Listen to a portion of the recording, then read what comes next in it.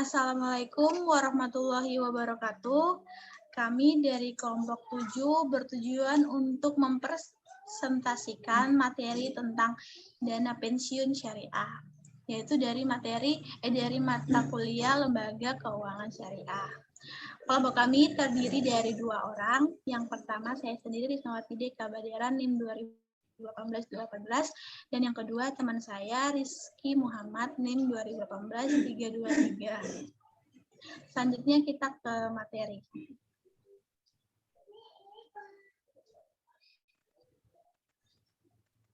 Baik, yang pertama pengertian tentang dana pensiun syariah. Menurut Undang-Undang Nomor 11 Tahun 1992 tentang dana pensiun, yaitu badan hukum yang mengolah dan menjalankan program yang menjanjikan manfaat pensiun, seperti kesejahteraan kepada karyawan suatu perusahaan yang telah pensiun, menurut Kasim 2002. Sedangkan dana pensiun syariah adalah dana pensiun yang dikelola dan dijalankan berdasarkan prinsip syariah. Pada tahun 2013, DNS MUI menerbitkan Fatwa Nomor 88-DSN/MUI/10/2013 tahun 2013 tentang pedoman umum penyelenggaraan program pensiun berdasarkan prinsip syariah dan fatwa DSN atau Dewan Syariah Nasional MUI nomor 99/DSN MUI garing tahun 2015 tentang antusias syariah untuk program dana pensiun. Selanjutnya tentang asas-asas dana pensiun.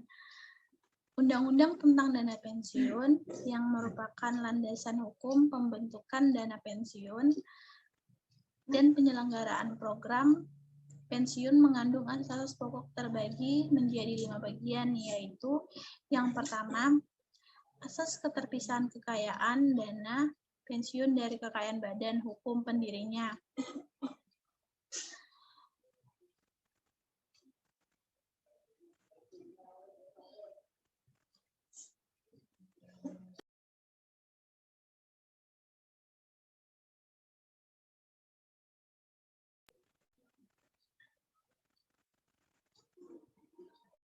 Bagi dana pensiun yang diurus serta dikelola berdasarkan ketentuan undang-undang berdasarkan asas ini kekayaan dana pensiun yang terutama bersumber dari iuran terlindungi dari hal-hal yang tidak diinginkan yang dapat terjadi pada pendirinya. Yang kedua, asas penyelenggaraan dalam sistem pendanaan. Dengan asas ini, penyelenggaraan program pensiun baik bagi karyawan maupun bagi pekerja mandiri haruslah dilakukan dengan pemupukan dana yang dikelola secara terpisah dari kekayaan pendiri, sehingga dapat cukup untuk memenuhi pembayaran hak peserta. Dengan demikian, berdasarkan undang-undang ini, pembentukan cadangan dalam perusahaan guna membiayai pembayaran manfaat pensiun karyawan yang tidak diperkenankan. Selanjutnya yang ketiga, asas pembinaan dan pengawasan. Sesuai dengan tujuannya harus dihindarkan menggunakan kekayaan dana pensiun dari kepentingan-kepentingan yang dapat mengakibatkan tidak tercapainya maksud utama dari penumpukan dana, yaitu untuk memenuhi pembayaran hak peserta. Dalam pelaksanaannya, pembinaan dan pengawasan meliputi antara lain yaitu sistem pendanaan dan pengawasan atas investasi kekayaan dana pensiun. Yang keempat, penundaan manfaat. Pengimpunan dana dalam penyelenggaraan program pensiun ini dimaksudkan untuk memenuhi pembayaran hak peserta yang telah pensiun agar dapat kesinambungan penghasilannya terpelihara. Sejalan dengan itu, berlaku asas penundaan manfaat yang mengharuskan bahwa pembayaran hak peserta hanya dapat dilakukan setelah peserta pensiun yang pembayarannya dilakukan secara berkala. Dan yang terakhir, yang kelima, yaitu asas kebebasan untuk membentuk atau tidak membentuk dana pensiun. Berdasarkan asas ini, keputusan membentuk dana pensiun merupakan prakarsa pemberi kerja untuk menjanjikan manfaat pensiun bagi karyawannya yang membawa konsekuensi pendanaan. Dengan demikian, prakarsa tersebut harus didasarkan pada kemampuan keuangan pemberi kerja. Hal pokok yang harus selalu menjadi perhatian utama adalah bahwa keputusan untuk menjanjikan manfaat pensiun merupakan suatu komitmen yang membawa konsekuensi pembiayaan, bahkan sampai pada saat ini dana pensiun terpaksa dibubarkan. Melalui asas-asas yang terkandung dalam Undang-Undang tentang dana pensiun tersebut yang telah disebutkan tadi, diupayakan untuk menyediakan suatu kelembagaan yang memungkinkan setiap anggota masyarakat, baik itu secara berkelompok atau maupun individu atau sendiri-sendiri, dapat merencanakan dan mempersiapkan diri menghadapi saat datangnya hari tua, atau bagi keluarga dalam hal datangnya kejadian yang tidak terelakkan, baik karena kematian maupun karena cacat, ataupun dalam bentuk atau ikut serta dalam dana pensiun tersebut. Selanjutnya, tentang tujuan dan fungsi dana pensiun syariah. Tujuan dan fungsi dari dana pensiun syariah bagi perusahaan yaitu kewajiban moral, loyalitas, kompetensi, pasar tenaga kerja, memberi penghargaan kepada para karyawannya yang telah mengabdi di perusahaan tersebut, dan meningkatkan citra perusahaan di mata masyarakat.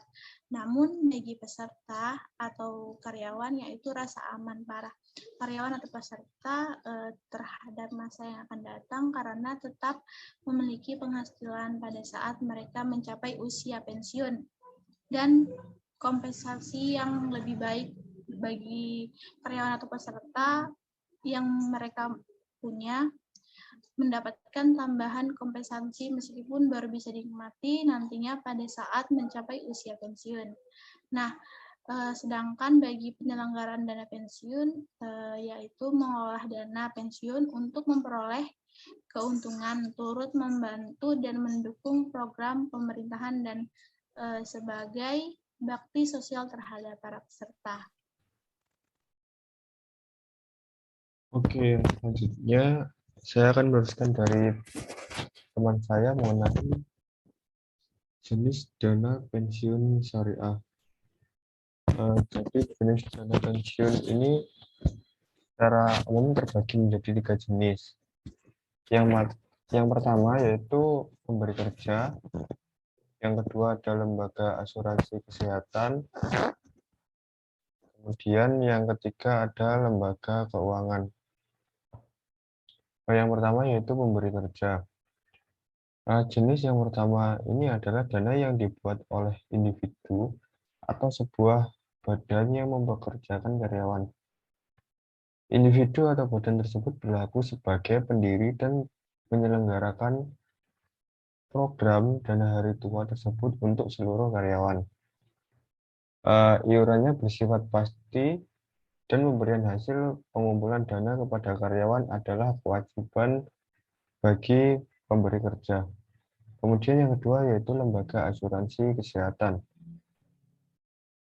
Pada jenis ini, itu dana yang diselenggarakan oleh perusahaan asuransi jiwa untuk perorangan, baik untuk karyawan kantor maupun pekerja independen, dan terpisah dengan dana hari tua dan pemberi kerja.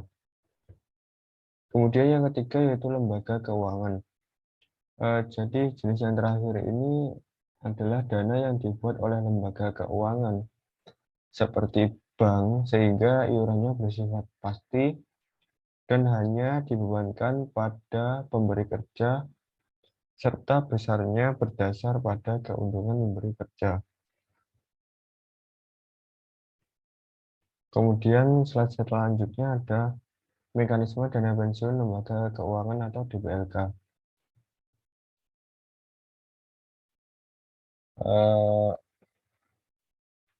Tujuan dan fungsi DPLK ini dibagi menjadi 3, yaitu efisiensi,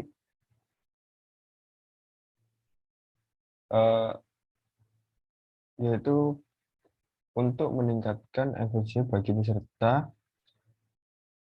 yang memiliki kepastian akan adanya jaminan hari tua dan keluarga.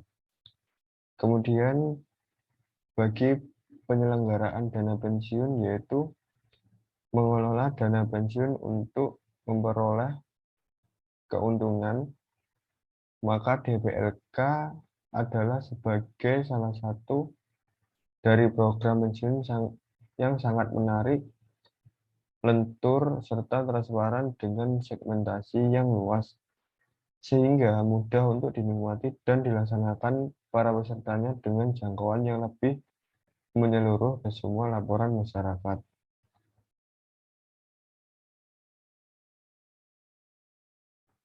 Kemudian selanjutnya ada kebijakan dan kendala pengembangan dana pensiun syariah. Pengelolaan dana pensiun yang sesuai dengan ajaran Islam ini akan memiliki banyak manfaat bagi masyarakat, khususnya masyarakat yang loyal terhadap syariah. Al-Quran sendiri mengajarkan umatnya untuk tidak meningkatkan keturunan yang lemah dan menyiapkan hari esok agar lebih baik. Ajaran tersebut dapat dimaknai sebagai pentingnya pencadangan sebagian kekayaan untuk hari depan. Hal ini sangat penting karena mengingat setelah pensiun manusia masih memiliki kebutuhan dasar yang harus dipenuhi. Dengan pencadangan tersebut, ketika seseorang memasuki masa kurang produktif, masih memiliki sumber pendapatan. Harus diakui bahwa perkembangan dana pensiun syariah relatif tertinggal bila dibandingkan dengan industri keuangan syariah yang lain. Hal ini dapat terlihat dalam beberapa hal.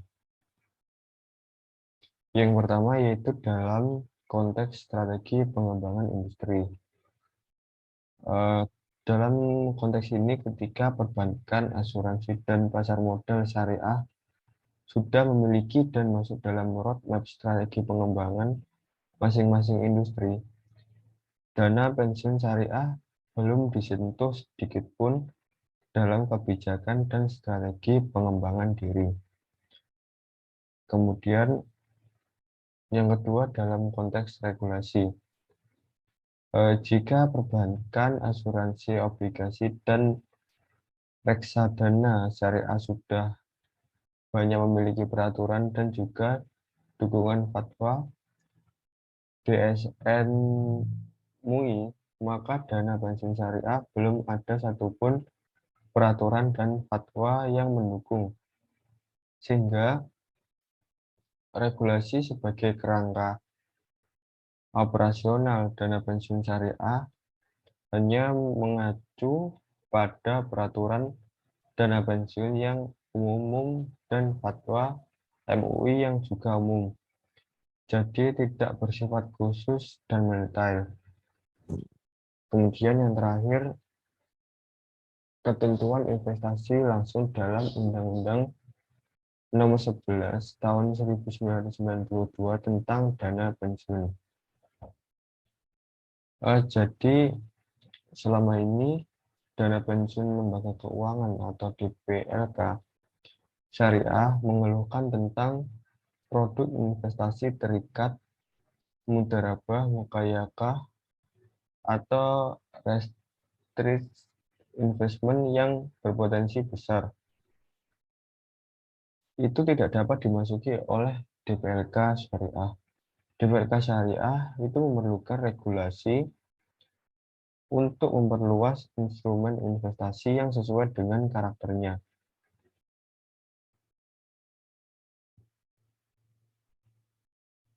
Jadi keterbatasan instrumen investasi ini kemudian berakibat dana kelolaan dana pensiun syariah justru kebanyakan ditanam dalam bentuk obligasi, saham, dan reksa dana syariah saja.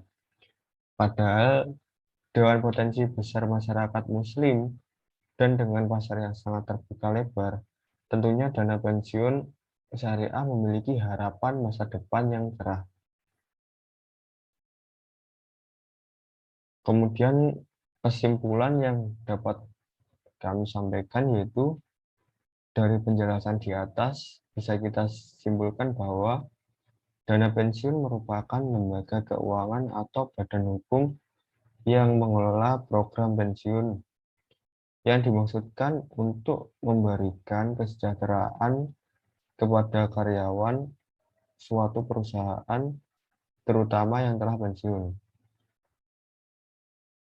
Jenis dana pensiun syariah itu tadi yang pertama ada tentang memberi jenis adalah dana yang dibuat oleh individu atau sebuah badan yang mempekerjakan karyawan.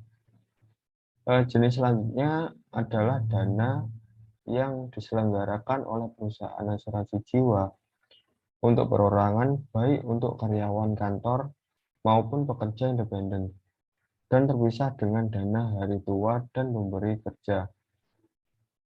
Kemudian bagi peserta tentang dana pensiun yaitu rasa aman, di mana para peserta terhadap masa yang akan datang karena tetap memiliki penghasilan pada saat mereka sudah mencapai usia pensiun.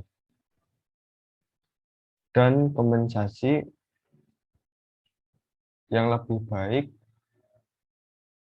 bagi peserta mempunyai tambahan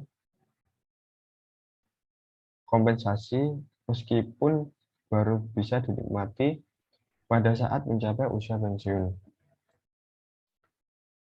Ketika perbankan, asuransi, dan pasar modal syariah sudah memiliki dan masuk dalam roadmap strategi pengembangan masing-masing industri, maka dana pensiun syariah itu belum disentuh sedikit pun dalam kebijakan dan strategi pengembangan industri.